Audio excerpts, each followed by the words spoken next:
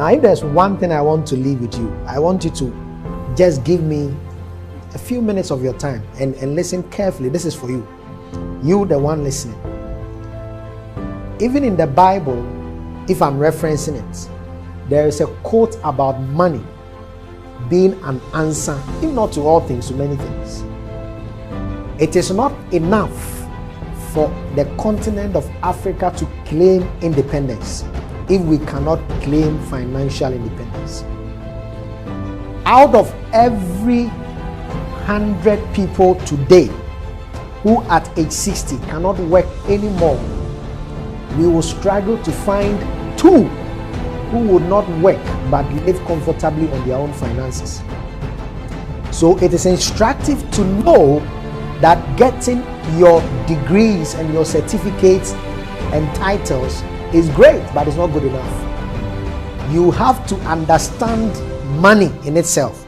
And there's no course anywhere that talks about money as something you make, you manage, and you multiply. Now, money is a currency, as we call it. Now, currency comes from a word that interprets to mean current. And if you know about current is a flow of a path. So money moves all around the world from one point to another. And it is hiding in a place where it begins the flow of movement. One of those places is in problems. So money exchanges hands whenever it identifies a problem that has a solution. So money hides in problems. Now, if you are talking about Africa, then I think there is no continent that has a number of problems more than us. So if Africa can say we have problems, then I'm telling you that is one of the greatest sources of money. And it flows. The next place you have to identify money is so I've talked about problem. The next one is products.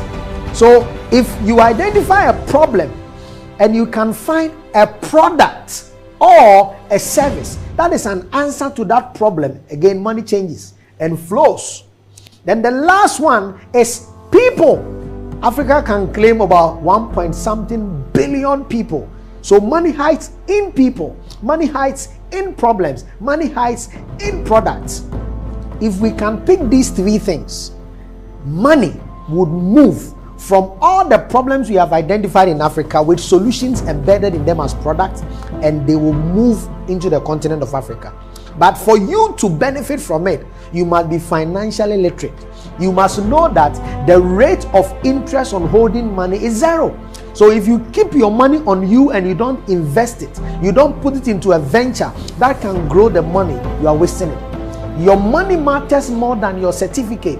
Your money matters more than your title. Your money matters more than almost everything you have. But you've got to understand the language of money. If you do, then you are financially literate. It is not even a matter of how much you have today. It is not even a matter of how much you are earning today. So again, in addition to making money, the next thing you must learn to do is to manage money. To manage money is to break it into man and age. If you want money to be with you and you want to become financially independent, you must learn how to manage it when it comes into your hand. And this is what you must learn to do. Anytime money comes into your hands, remember that your ability to buy things that will bring you more money and not to buy things that will only take money away from your pocket is the qualifying denominator between the rich and the poor. So if money hits your pocket today and the next moment what you think about is what you are putting the money to spend on, and that thing is not going to bring you back money, then you are a good candidate for the poverty presidential race on the continent.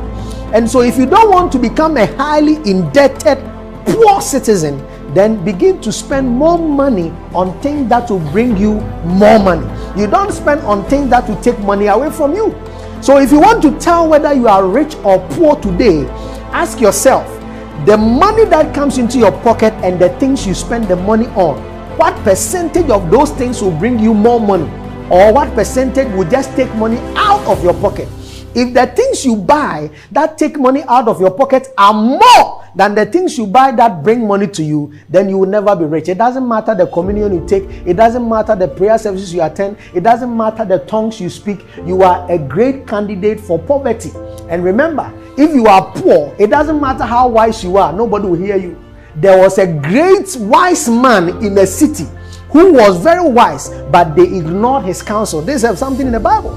So be ready as a young person, and the youth of Africa, listen carefully. Be ready to spend your money on things that will bring you money. Spend on assets, don't spend on liabilities. The phone you bought, the shoe you bought, the bag you bought, the thing you just spend money on. My question is simple. Is it bringing you money, or it is taking money out of your pocket? If it is taking money out of your pocket, then welcome to the race of poverty.